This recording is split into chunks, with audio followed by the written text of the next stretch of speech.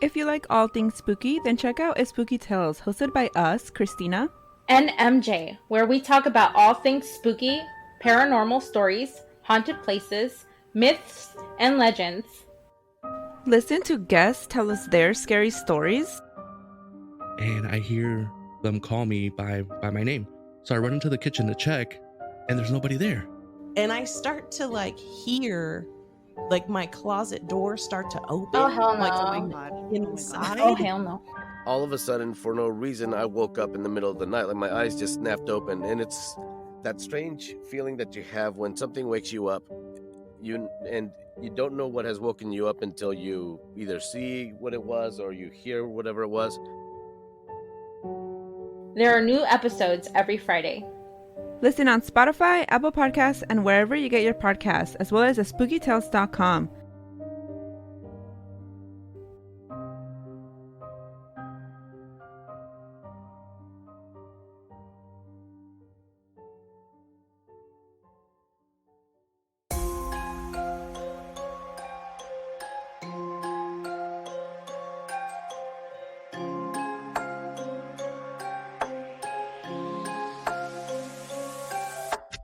Welcome back to the Shaken Not Scared podcast. Here with you as always, your hosts Erick and Vivi. Today we're going to be talking about a bunch of horror shorts. But before we get into that, how are you, Vivi? I'm alright. We've had kind of a chaotic week here. So we decided to do horror shorts instead of a full movie because we still wanted to put out an episode, but didn't exactly have time to do a full movie. Yeah, Gerald's Game got released earlier in the week. So if you aren't a part of our Patreon, you're missing out on, 3 episodes already? We've done Classic Horror Story, Gerald's Game, and Incident in a Ghostland. Yes. Go check them out. We've done mostly depressing movies on Patreon. They're pretty intense. But yeah, this week has been depressing. This is going to be fun. I can't wait. Let's dive into it. What creepy content do you have? We watched the new Texas Chainsaw Massacre on Netflix this week. We did. Spoilers, I guess, if you haven't seen it. I think we're at the 2-week mark by the time this is released. We didn't even know how to feel because so many people online were like, it sucks for this and it's great for that. I think between you and myself, we were kind of a little on opposite ends. Yeah, I was not a fan of it. It just didn't work for me on some levels. I was sure, whatever. I didn't think it was great, but it wasn't bad either. The internet is always on opposite ends. Actually, I'm so much not a fan of it, I don't care to cover it ever. Oh, shit. Yeah, there was just a lot that didn't work for me. The political messages did not work for me. They were trying to do something and they didn't even know what they were trying to do. And the message is what? Well, okay, so I said it was mostly fine, but I did say that the big caveat was get rid of the entire story and it's fine. So, throughout the whole movie, just put Leatherface killing a bunch of people the way he does. And that's basically good. That's good for me. That's all I need. It's a slasher. I think the hard part is that probably creators these days, and I don't give a shit what point they were trying to make because I have my opinions on that too. But I think that because, like I said, the story is what sucks about it. Creators today are probably trying their best to compete with movies like, Ari Aster and Mike Flanagan, where they're deeply seated in this whole psychological thing. When you go from that to slasher and it's just killing for killing's sake, they're like, how do we make this meaningful? It's well, you don't need to. It's just a dude killing people or a woman killing people. It doesn't matter, right? Yeah, I would say that Scream 5 did it way better. But I think that you can't compare it to Scream because Scream already exists as this meta slasher. It's its whole point is to do that. But with an actual slasher, it doesn't matter. The reason I like Halloween is because it's he's a being that no one can kill and he's just killing. How do we stop him? That is a slasher. I think if you were to just eliminate everything about the story and just these kids came into this small town to put gas and this guy was here. That would have worked better for me because that was the original storyline. I think it also doesn't work for me because I was a fan of the insane family dynamic that the Sawyers have, but they completely scrapped that from the movie. Yeah, I want to know why the fuck he's in an orphanage. What happened to Flat Top? What happened to... Is his grandpa still around? I mean, that guy looked ancient.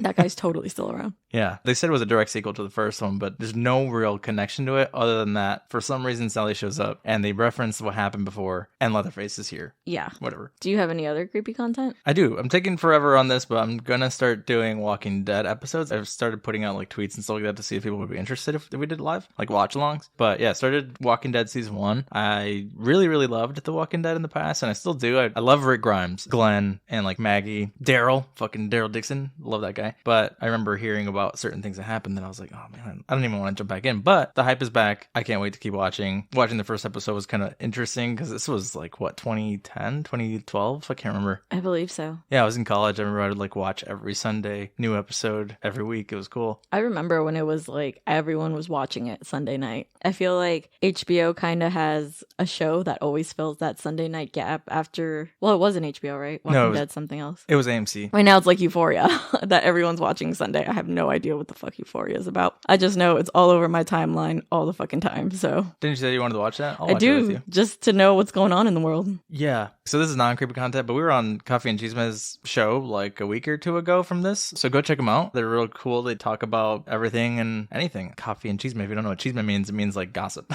Do you have comfort content? I think I do. Do you have comfort content? I've just been watching a ton of Daria and As Told by Ginger. Oh, you have. And been doing a lot of puzzles. Yeah. Yeah, we did one, and we can't find 3 pieces. We think Elvira may have messed with them because she does not leave the puzzle pieces alone. She also wants to puzzle. We should see if there's like cat puzzles. Probably not. Their whole lives is a puzzle figuring out how to destroy it. Like when she's in a box, and she looks at us like, where am I? But also, I love it here. She's like, this is my full power.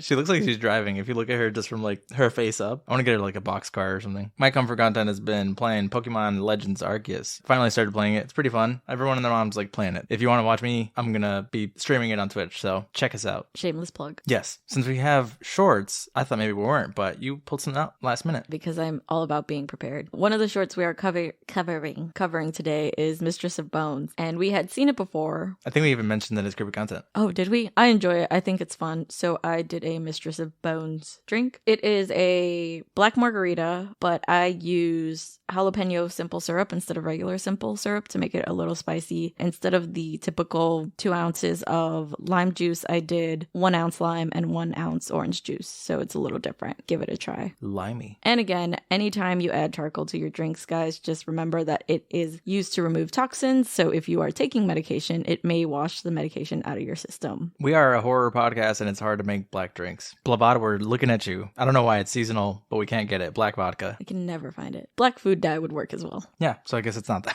one. Cheers. Jeez. I'm sorry, I like tahini, so I was just Well, tahini to gin. yeah, I rimmed the cup with tahini. Yeah, it's good. I like it. I like it a lot. You said you used tequila? What kind? I used Centenario again. I think we recently used Centenario in another. I think it's decent, cheap tequila. I like it better than a lot of the brands out there. Premium, top shelf, best of the best. Give me all your money. I ain't even that good. Tequila? Tequilas. Yeah. I just like it. I just like it. I have nothing to say other than it's good. Yeah, basically. No, tequila drinks are kind of my favorite type of drinks. You know, the more and more I drink this, the more it's kind of tasting like the paleta, like the watermelon one with the chile on it. So this is the second margarita I give you today that you're like, it tastes like a paleta. Oh, yeah, it is. Today's a paleta kind of day. It Do is Sunday. you just want a paleta? I don't know. I used to eat paletas on Sundays. That was when the paletero would actually come by my mom's neighborhood, and I would chase him down like And 2 you blocks. would rob him. That does give me an idea, though. We should make a paleta cocktail. Yeah. Do you know what I mean? Like, it tastes like those watermelon paletas with the chile on them. They're completely covered in chile. So the only thing that is the same is the jalapeno simple syrup. So I wonder if that on its own is what's tasting like a paleta to you. Oh. I don't know. I think it might just be like the jalapeno sugary taste of the drink, and then also the rim is tahini. Yeah, because that straight up tastes like that. I don't know what they're called. I'll see if I can find the name so that if you haven't tried those, you're missing out. You can go get them. I give it a 4. Nice. That's pretty high. What about you? I am going to give it a 4 out of 5 just because I feel like I can never master a jalapeno syrup. It's always not spicy enough for me. I'll make you a jalapeno. What was that thing I made with your family? It was a jalapeno margarita. I think the difference is that you muddled it, and I'm trying to make it in the syrup, and all that sugar is going to dilute the spicy, or I'm not getting spicy enough jalapenos. Maybe we should do like chile de árbol. Yeah, if I had prepared more, would have done a cocktail like that. But this is a last minute one. Next time. We'll try again. It's good. Go try it. It's not that spicy, actually. So if It's you not. get hot jalapenos, Jalapenos. if you get hot jalapenos, if you get hot jalapenos, how many different ways can we say jalapenos? You will probably either be spicy or not. Cheers. That totally made sense. Yes. So because these are shorts, we're not going to have any fun facts because we don't have any. We could probably get some. Maybe we can talk to Gigi Saul Guerrero or some of these other directors. Gigi Saul Guerrero, Vivi likes to say that I'm a fangirl. You really are. I'm not. She's probably like the most prominent one that I've seen on all our socials. And she puts out content pretty often. She just came out with Bingo Hell. We should check that out too. I think you wanted to cover it for I did. an episode. Maybe we'll do that soon and you can do your fixed up jalapeno syrup drink. We'll try again. But so we're not going to have fun facts. We're not going to do speed runs because these are already pretty quick. Some of these shorts were even like 2-3 minutes. In case you haven't noticed, guys, this is a more relaxed episode. All Also no briefs, because again, the shorts are so short. Got them. So that basically leaves us with just going into it. Let's get into it. So the first one we have is my fangirl situation, Mistress of Bones with Gigi Saul Guerrero. This short can be found on YouTube, Crypt TV's channel. We open on two gravediggers defiling a grave. A skeleton is unearthed, and around its neck is a beautiful ruby red antique necklace. One of the gravediggers, named Sergio, whispers in shock. I'm going to take a second here because I tried to read them, and he says it kind of fast. He whispers in shock that it's God Huitzilopochtli. I gave Eric this one to cover because I cannot say the name of the gods as much as I want to. The other gravedigger is also surprised and says that when Sergio brought up the idea, he thought he was crazy, but it paid off. He asks Sergio how he heard about the spot, and he answers, "They whispered it to me." He's really weird, this guy. He's like very creepy. And Ernesto also kind of implies that Sergio has just always been this like weird dude that everyone thinks is just out of his mind. We also get this hint that they've worked together in the past, so They seem like frenemies to me. friends, yeah. I mean, they talk about jobs, so they might be like, you know, robbers in general. It seems like they crossed each other in a job, like betrayed each other. There's like some history between them. Also, does it imply that they're like in a gang? The only place that I would hear that or assume that's happening is an organized crime, like a gang or a mafia or something like that. So they have some history together because Ernesto brings up a previous job that went wrong, causing Sergio to creepily say he's happy that Ernesto is here with him. I'm happy you're here, bro. Hold my hand. It is weird. We see that Sergio is covered in a ton of carvings and some sort of relic on his wrist that glows and might be part of a ritual. Ernest. He kept writing Ernest. And I was like, was it Ernest or Ernesto? It was Ernesto, but I think, you know how it gives you like, you misspelled this. I was just clicking like, yeah. Oh. So I think it changed it to Ernest because Google Docs is racist. Yes. Google Docs.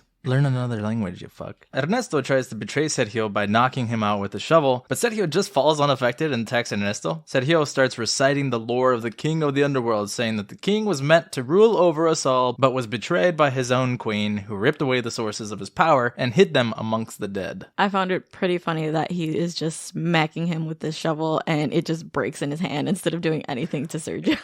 It breaks, and instead of using like the stump at least, because it becomes like a stake. You gotta Buffy it through the heart. He's like, it's useless. Still a weapon, dude. Yeah, dude, impale him. But yeah, this guy's basically unaffected. It isn't until all the relics are found and brought together that he can regain his power to rule over man, bringing on their extinction. It's like very dramatic supervillain speak. I don't know if you got that vibe. It's definitely lore. I felt like it was very similar to like Hades, the underworld themes going on here. I'm pretty sure this is a real legend. I think I've seen some TikToks on it actually explaining the history of this. Of this specific short? Of these gods in Aztec lore. But again, I can't pronounce the names. I should do more research. Yeah, actually, so this kind of made me think that someone should make a video game off of this. I say this as like a fan of God of War. If people have seen that video game, it's a game that originally was being done with the Greek mythology. Kratos, the main character, is the offspring of the God of War, Ares, and he like has to fight the gods and the titans. But the recent ones that were coming out for the new God of War is that he got exiled or whatever from the Greek mythology and has to fight the Norse gods. And I was like, dude, there's so much potential here, and I would love to see something like this. Either have Kratos come to the South Americas and fight Aztec or Mayan gods, but it'd be interesting because like everyone kind of focuses on gods from Europe, and we've talked about this before. Yeah, we have. At length. At length, yeah. Like Egyptian gods would be kind of cool to see too, but even those are, I think, a little more popular than South American gods from the cultures down here, so I think it'd be awesome to see something like this. I'm not saying go do God of War, I'm saying let's make a Mistress of Bones lore game. Gigi, you hear that? That'd be cool. Also, I feel like a lot of the fighting style that the Mistress of Bone has reminds me of video games. Yeah, because like every time she slashes at the dude, the blood's like coming it's off. It's very stylish. Back to what's happening. Ernesto is freaking out and tries to just hand the necklace on the corpse to him, asking if that's what he wants, he could just take it since it's right there. He's like, what do you need me for? Ernesto notices he can't touch the necklace when Sergio explains you can't just steal from the dead, you need to make a trade and give them the only thing they want, life. I've heard this theme a lot in like so many movies and films, and I'm a fan of it. Of what? Like the dead wanting life? The dead guarding something, and you must trade something for the dead. It's like a respect for those who have passed. I don't know. I think it's cool. Yeah. The ground shakes as a creature erupts from the grave, stabbing Ernesto. The creature looks like a cross between a tree demon and a space alien? I thought he looked a little like Psycho Gorman. Yeah, he does, yeah. He kind of looks like something out of Mortal Kombat. Yeah, I could totally see that. I'm thinking like Baraka vibes. Baraka is the one with the teeth, and I can show you a picture later. Okay. He has like swords for hands. He's also wearing a jaguar mask, which might be symbolic. I think this is why. I'm like, if he removed that and it looked like Baraka, he'd be even creepier. I don't know who that is. Sergio continues to carve runes into his skin as Ernesto is getting killed by the creature. Strange whispers are heard from the forest, and Sergio stares off when a woman appears holding a thick sword and spear. I say thick sword because it's not really like a sword, it's not a machete either. It's this like super thick, very artistic, ritualistic painting or carving. It's hard to, oh my god. When I was writing this down, spear, that's what it's fucking called. Yes, I put down, saw. what is this called in my notes? You're like, really long arrow. I was like, really long arrow, crossbow? Like, I couldn't remember what this is called. My bad. I saw that. It's a fucking spear. I'm like, Eric will know when he reads my notes. I was confused. I was like, wow, my wife is an idiot. No. She's holding a super thick sword with all these like carvings and engravings on them. It almost looks like what you would imagine like a chainsaw looks like it without does look the like chain, a chainsaw. right? Where it's jagged along the edges. I get Evil Dead 2 vibes when Ash is just putting the chainsaw in his hand and using it. Yeah. Sergio sees her and recognizes her as Goddess Mictecaccihuatl. I think that sounds about right. She's wearing a crown of flowers and a black sugar skull mask. She starts fighting the tree demon creature using the thick sword and defeats it quickly with lots of quick flashy sword moves. I don't like that we settled on thick sword. It sounds odd. She starts slashing at the creature with her large dick sword. Yeah. Her Thord. Sergio tries attacking her too, but she quickly throws her spear through him before he can get any closer, pinning him to a tree. As she gets closer, she notices that the creature gets up and cuts him down in just like 2 seconds. It's pretty quick work. She's not impressed by this guy. She turns back to Sergio, but he's talking in a disembodied voice, calling her his love. He says she belongs at his side, ruling over the damned, and that no matter how many times she tries to stop him, she'll never rid the world of the darkness in the hearts of humans. Couple things in this scene. One, it's not a perfect translation because he calls her mi tesoro, which is my treasure and not my love, and that bothered me. Yeah, I hate that about English subtitles. And again, I like this legend. I like the queen fighting the king. Maybe this is me reading too much into it, but in Latino culture, it's like if you're married, you do what the male counterpart says no matter what. So being like opposed to them, I think is interesting. Yeah, it's interesting when you look into like our specific Mexican culture because that's the one we know about most. But I've always told you that it's weird that we're really heavy on the machismo, but everyone cowers before like that motherly head figure, right? Mm-hmm. You can talk to like the most manly man with the gun on his fucking belt and the sombrero and the botas, and then he's scared of his mom. Yeah, that's very true. So, you know, do what you will with that. I think it's a little conflicting. Y'all don't know what you want. Y'all as in us. Y'all as in me. Oh, you. You're scared of your mom?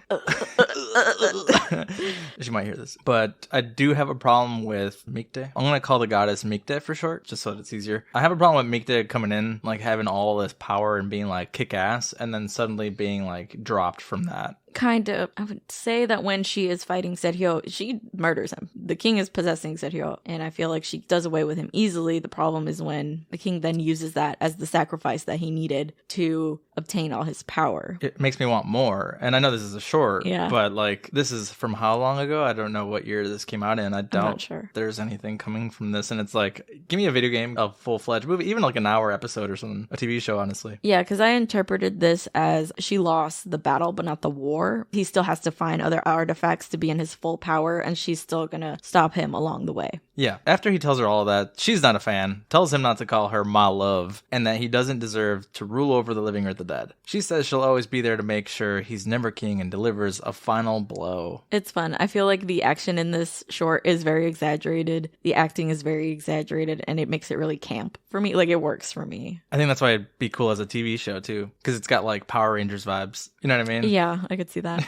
Meanwhile, Ernesto is still alive, and while trying to escape, he gets entranced by the necklace and reaches for it. It seems like the king of the underworld used Sergio as a sacrifice and transferred into Ernesto's body. Ernesto, the king, uses the necklace's power to trap the queen in the air and pulls her mask off. He then slaps her across the face, sending her flying. She has a hard time fighting back while Ernesto puts on the bracelets Sergio was wearing and declares he'll black out the sun, disappearing into a cloud of dust. The goddess dramatically puts her mask back on as she stands tall, grabs her weapons in time to hear sounds coming from the forest, and swings her blade very, very fashionably at the camera. That's the end. Fashionably. Yeah, it's like...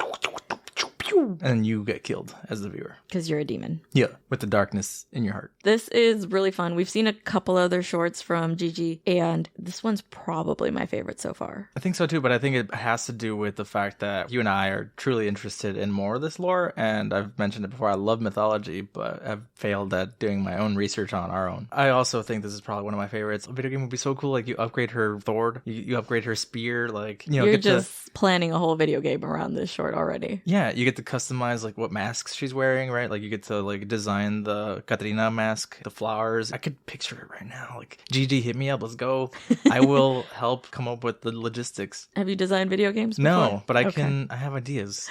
Okay. I just have ideas. I can learn things. I'm good at computers and designing. Wolf, learning how to do a whole video game is something else. Dude, I will drop everything right now and do it. This would be cool though. I really do think it would be cool. I'd buy that immediately. Pre-order. Give me another Thord. I would buy it. What I also like about this is it feels very folk horror to me. It's a very like old world meets new world kind of story. And I actually feel like the few shorts we're going to cover today could classify under folk horror. Bringing it back to the classics, which is the world and nature are the ones that are here to kill us. Absolutely. What do you rate it? I really find this fun. I'm going to give it an 8.5. Ooh, that's really good. Yes.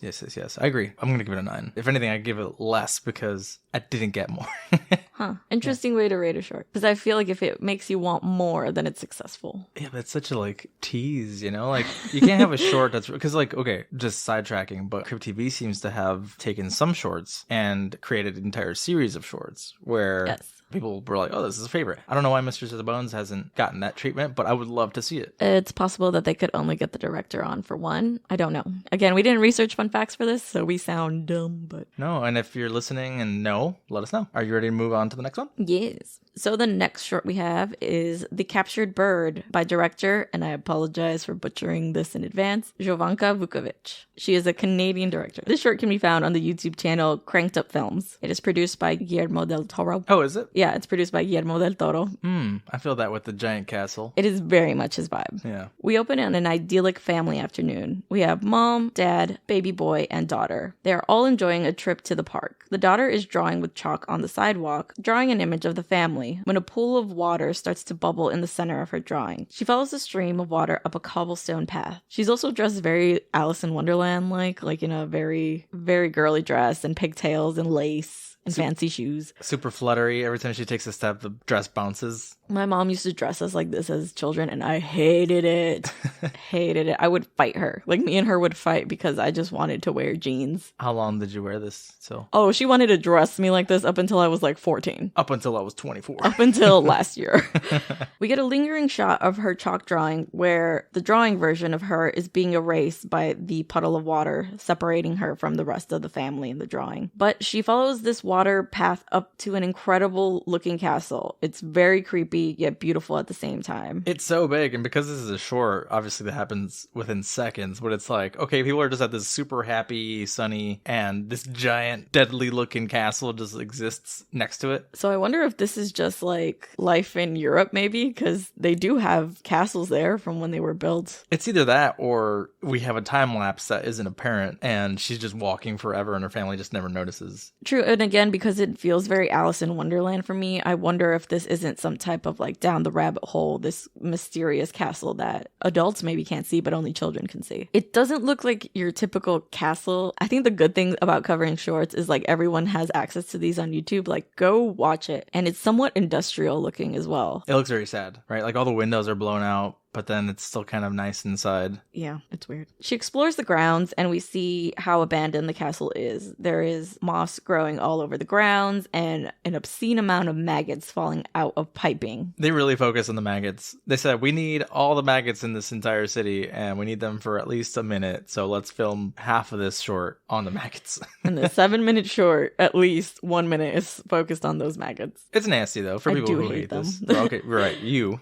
I don't mind it. We had bugs on our trash can for like a day and you almost like... Okay, look, I can grab a maggot and squish it, but those were mites, okay? Mites are microscopic to some extent. Also, they were everywhere. Again, you can get rid of maggots, and you know why maggots happen. The mites, I had no idea why they were happening. Humidity. Just so you know how gross we are. listeners. Despite all this, she still enters the castle. It is lit with bright blue and red hues that give me a lot of like Suspiria vibes. And there are many odd artifacts hanging from the wall, kind of like deer heads, strange paintings, things of that nature. Once she gets real deep into this place that looks like shit on the outside, it's got like nice carpeting and there's a curtain, like a really nice fresh curtain. That rabbit hole idea I think is kind of cool, comparing it to Alice in Wonderland that you said. From one of the corners in the room, a squid-like creature reaches out. The way this is shot is interesting because right where she is standing is where the light hits, but that corner of the room is very dark and she can't see it that well. The creature reaches up to the corner of the darkness and produces a daisy. And the girl finds this super cute. She giggles, but the daisy immediately disintegrates. And it scares her a little bit. She even drops the chalk that she's holding. But it doesn't scare her enough because she reaches out and tries to touch the tentacle. Like she tries to ET it. Yeah.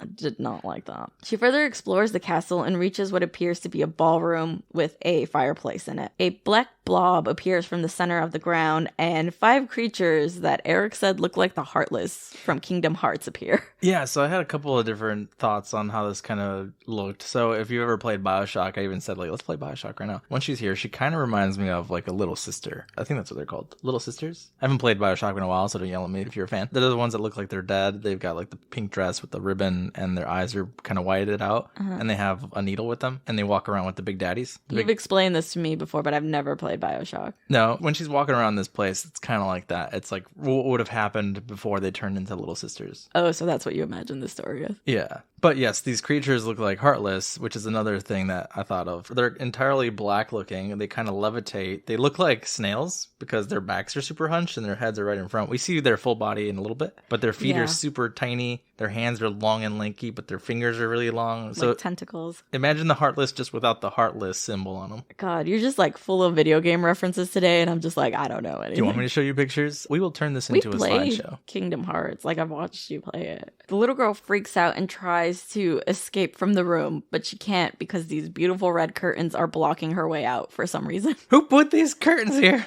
They weren't there a minute ago. She's not very convincing with her screaming. She looks like they just said, scream as loud as you can. She's like, ah!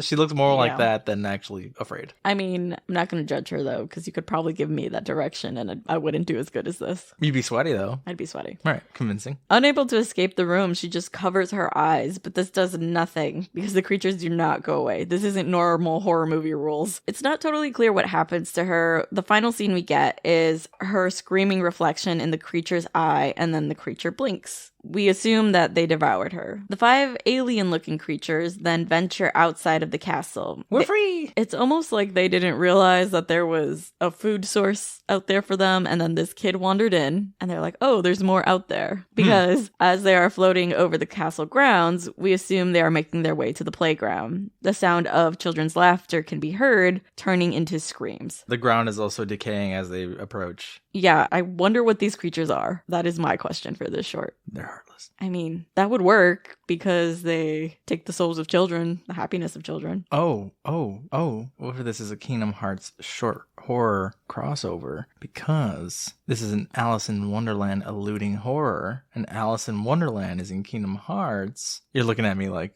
no. No, it's possible. This is like very heavy Alice in Wonderland vibes. Yeah, and like the darkness of Wonderland is escaping. Or Wonderland was taken over by whatever this is, and now they're like, oh, we can come out the rabbit hole. And which Kingdom Hearts is the Alice storyline? The first one. Remember I couldn't get the fuck out the... Remember I kept like drinking and not drinking that water because I couldn't figure out how to get out? I thought you were going to say I kept drinking because I couldn't pass this level. I didn't say it in the game.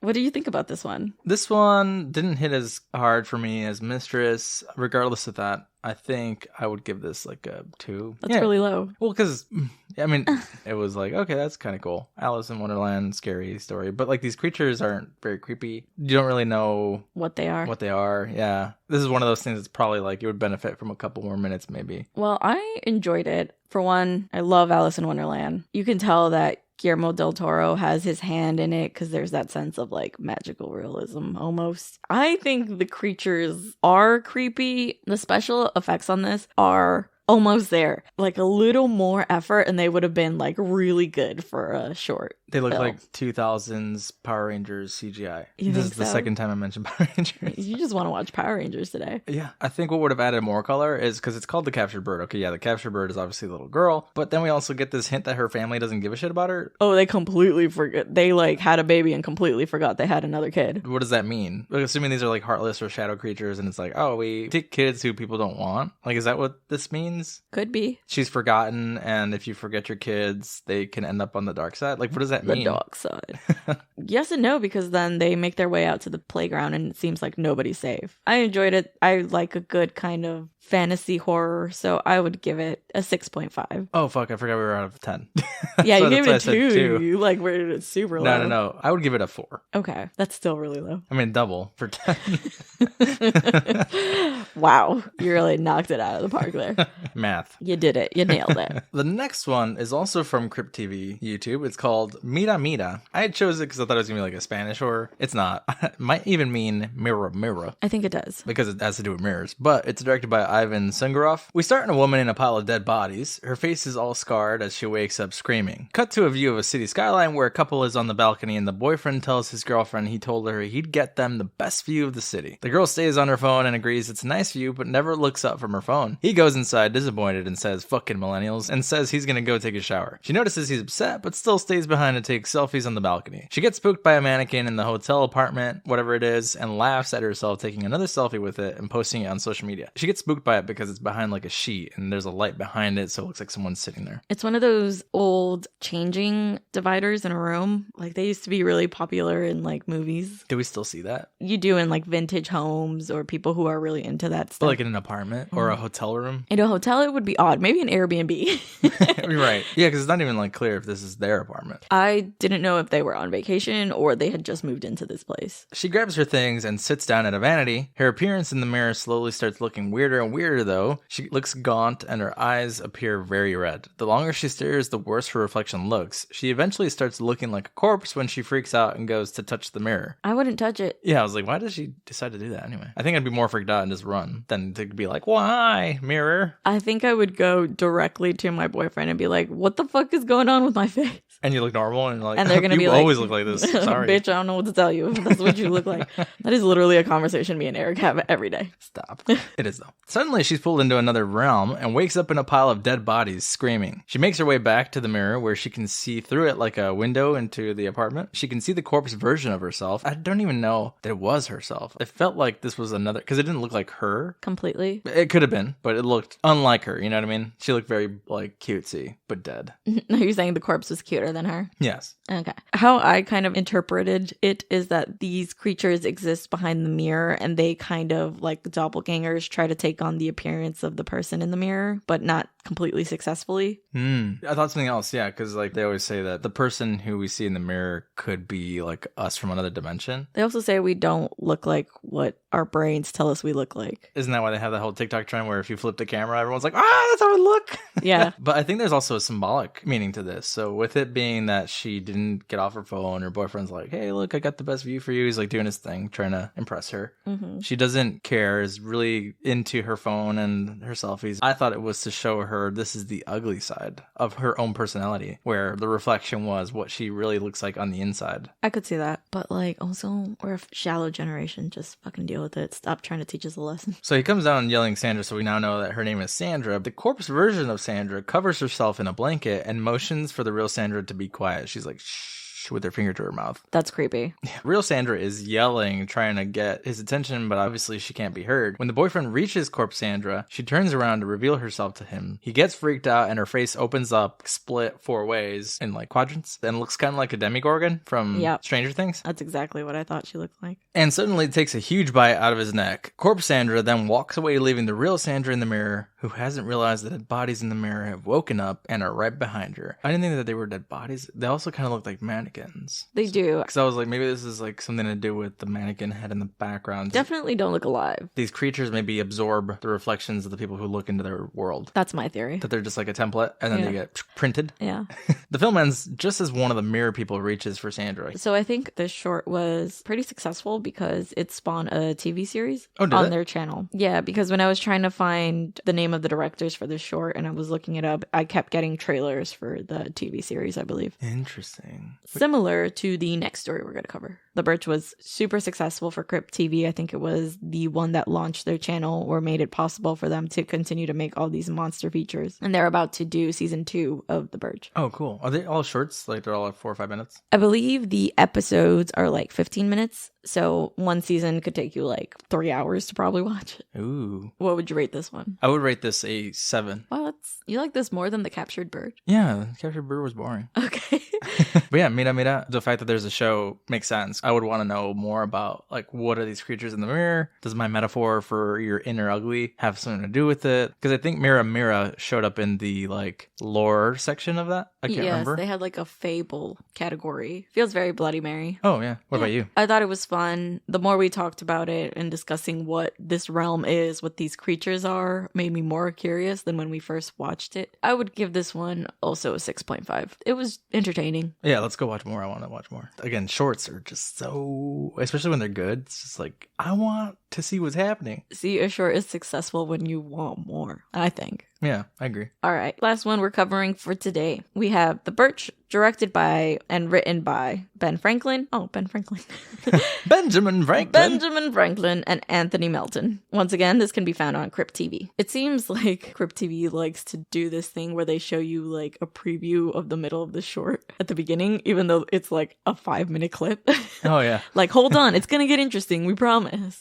I mean, I get it. You have a YouTube algorithm where you have to like entice your audience way faster than a movie. I just noticed that when watching some of their shorts. A boy is standing in the woods holding a knife covered in blood. That's it. Cut to black, and we cut to a boy walking in the forest holding a book that looks like it's made of tree bark. He is recreating some sort of relic from the book with twigs and twine. Looking like the Blair Witch Project. Oh yeah, absolutely. I was also thinking about like the artwork when you had to come up with these shorts. Even though they're short, like we talked about Ari Aster a few weeks ago creating a whole ass Bible for Midsummer. You have to create a short in 5 minutes and you create this lore. You have to do some artwork. You have to make sure that the story makes sense. It's a lot of work even though it's only 4 or 5 minutes. It is. I think one of these shorts even had like 5 minutes of credits. Do you remember that? Yeah, we put one of them on and we're like, oh, it's a 12-minute short. And it ended at 7 minutes. And we were like, oh, a lot of work went into this. Yeah. All this while a woman narrates. Some believe that the forest cares for nothing but itself, but that's not true. If you listen carefully, you can hear its voice. Its tortured heart can feel our pain too. You could hear the crowns of the forest. They just take the form of tree people. Ants, if you will. Spoiler alert. Do you know what ants are? No. If I remember correctly, if you're a Lord of the Rings fan, the ants were like the tree people. ENT, ants. BLTs. Were the sandwiches. Those I know. Those I know. We cut to the same boy walking to school, trying to avoid a bully. The bully chases after him, calling him Pig Boy, and punches him. What the heck is up with this dude? Piggy boy. Piggy boy. Like, okay, you got a problem, bro? I mean, this kid, like, no offense at all, but doesn't look like a pig at all. Who are you offending in that statement?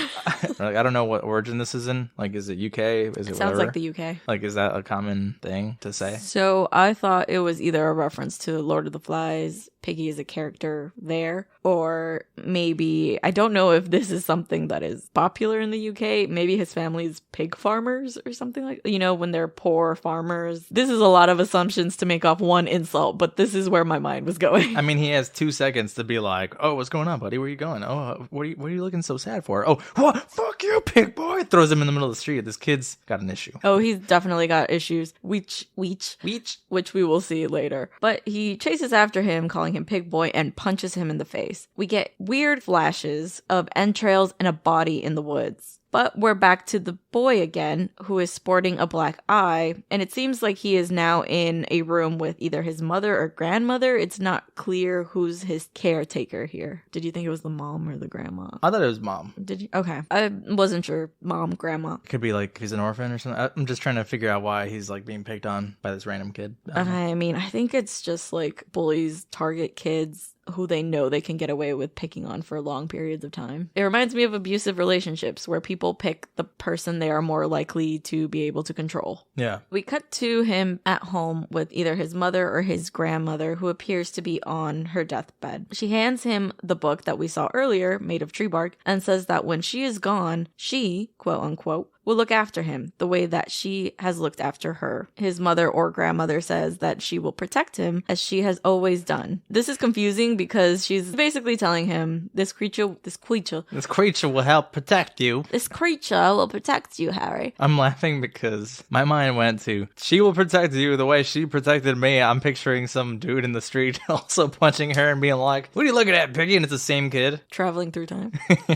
It's a never-ending story, and they just live in this world where the offspring exists to get beat up by this kid who just says Piggy to them. That sounds very small town. Okay, that was all confusing. She hands him the book that we saw earlier that's made of tree bark and says, when she is gone, she, emphasized heavily, will look after him the way that she looked after her whole life. She refers to this entity as a protector and instructs him to look for her mark in the forest. The next scene is the boy discovering her mark on a tree, while he is also being followed by this bully. He is reading an incantation that says the following: for he who makes me, I shall come. For he who breaks me shall come undone. His bully decides to charge at him in this moment, calling him Piggy the whole time. Yeah, this is a lot of work from He this bully. hunted this kid down. Yeah. Oh, it's kind of like Antlers. Spoiler alert if you haven't seen Antlers, but it's kind of like that bully who like runs after this kid looking for him forever, and it's like, dude, leave the kid alone. That's a lot of effort And to he put into bullying. Ends up getting killed. I don't remember a lot of that movie now that you bring it up. I'm just like, huh. Yeah, the Wendigo. The Wendigo. Yeah, the Wolverine origin movie. Why? Did you not like Did we that talk movie? about that movie? No, we couldn't. Remember? Oh. Oh, really? Yeah, we couldn't because it was a private screening. Yeah. It's out now. I mean, we could talk about it now, everyone yeah. can talk about it. Yeah. I feel like I didn't like that movie as well. I just don't like movies, I guess. We kind of mentioned it on Twitter, and we're just like, it's like every other movie that talks about lore, and the people who are supposed to be in it aren't in it. Exactly. It's exactly like La Llorona, where it's a Mexican folklore, and for some reason it centers around white people. Antlers, it's a native folklore that centers around white people again. Anyway, different movie. Yeah. On a fun note, we played a Spooky Tales' promo at the beginning of this, but we do have a special treat for people in April. We're going to be watching La Llorona with them, the Shudder one. And we really hope it's better. Yeah, they said it's good. It has to be, right? It has to be better. I guess we'll find out. The boy is holding this offering sigil that he has created from twine and twigs when the bully grabs him. He is able to push the bully off of him enough to hold this sigil up to him, kind of like a vampire slayer holding a cross up to a vampire style. He does. The bully just takes it and mocks him for having toys and breaks it in half. And then he pulls a knife on him. Yeah. What? So much work, I'm telling you. This kid was literally going to be a serial killer. Who bullies someone so passionately like that? Like, again, we don't know why this is happening. It seems like this kid's like bothered him for a long time, but like, you don't want to take my compliments for the day? Fuck you, I'm gonna kill you with this knife. in the background, we can see a very tall figure in the trees and a woman's voice repeating, "He who breaks me will come undone." The wind and leaves start to go crazy, and suddenly we're back with the two boys. But they are not alone. A woman that appears to be made of trees now stands before them. She's pretty hot. She's very tall. Yeah, I like the way she looks. It is a very cool monster design. It's like she's wearing one of those like witch hats, you know, like the really, what are they called? Sun hats? With the giant brim? Yeah, Like Carmen Sandiego, but it's made of branches. they're sun hats, I think is the name. Looks kind of cool. It also somewhat reminds me of the headdress that, what's her name? Ragnarok, your tattoo. Hella. Hella wears. She wears hella branches on her head. She does. I was waiting all All year. my life Yeah. to say that joke. As she appears, we flash back to the boy and his mother or grandmother having that conversation from earlier. She says, "Good children with love in their hearts will be helped by her." The Birch. Back in present time, we see that the bully has been murdered. The boy himself is covered in blood holding the knife, but he is also holding the hand of the Birch. And the Birch is like, "We are Groot. We are Birch." So many Marvel references in this one short story. The last scene we get is a good look at the tree creature's face growling. Yeah. Flash's scary grin. I'd like to mention that I always think that it's cool when magical iterations include the fact that magic is ugly. Because when it's very fairy tale and everything's cute and nice and beautiful, it's not realistic. I think that's why I like Pan's Labyrinth so much, the fairies, the fawn, all those creatures are ugly and kind of scary, like they were in mythology. Yeah, it was like, yeah, this is my witch friend, but she looks like this, so just don't be mean or she'll kill you.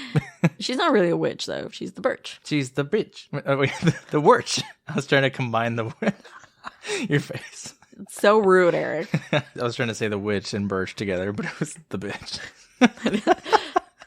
I don't think. Okay. She's the sorceress, the sorceress, the berceress. I can't do it. No, none of those work. Okay, fine.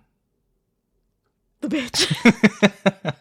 You bent my arm, right? I think the makeup on this is pretty great considering that it's for a YouTube channel. And I can see why so many people really enjoyed this and went on to, like I mentioned earlier with Mira Mira. We say Mira Mira, but again, it might be Mira Mira. And it works because Mira in Spanish is like, Look. look. Yeah, look at this reflection real quick. She did. Yeah, the whole movie. Summarized by Eric. Thank you. But similar to that short, this also got its own TV series, and they are currently on season 2, I believe. The only thing is that I think it's on their Facebook, not on their YouTube channel, Facebook TV. But what would you rate this one? This one is great. I would rate this an 8. I do like folklore-based stories. I do like a nature, creature, horror. So I'm glad that this one has some follow-up so I could go find out more. What about you? I really enjoyed this one. Pretty much all the things that you already said. I enjoy a good folk horror. The makeup design I'm really impressed by. And I think it's effectively creepy. Yeah, if I saw this monster in the forest, I would be terrified. But she's a friend. I don't think I have goodness in my heart like these children. I do. Oh, you'd be fine. I have bullies. I wasn't called a piggy though. I was called Dumbo because my ears were big. Yeah.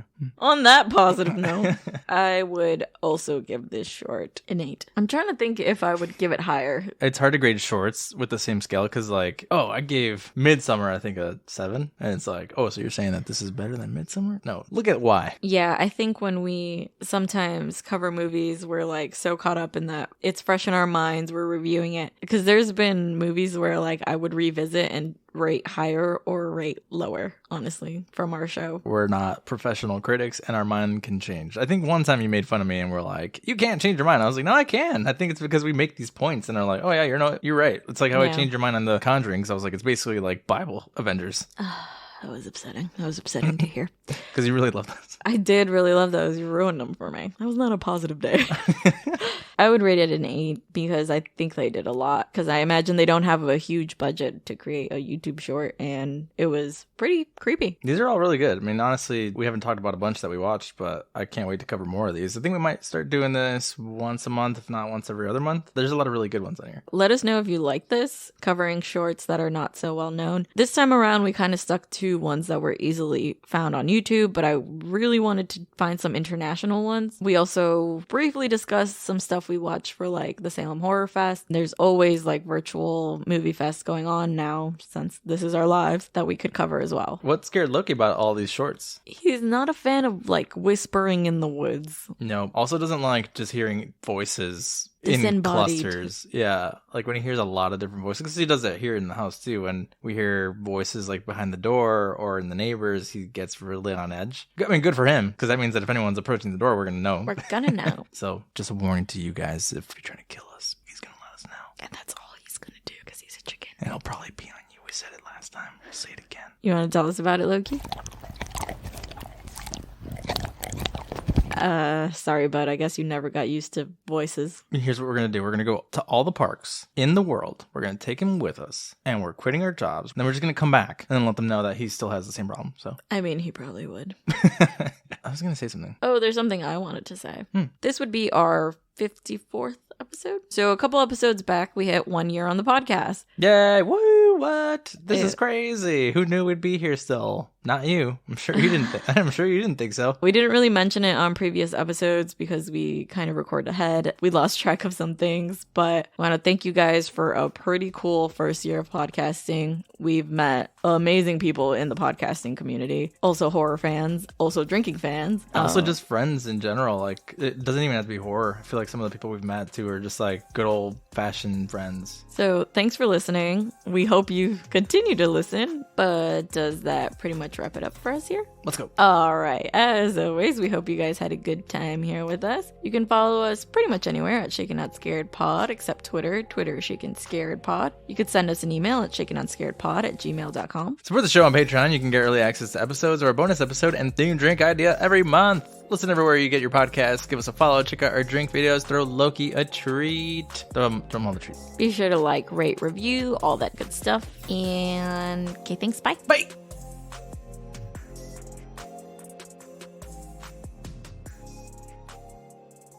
Wow. I wonder if you're Mexican. No. What?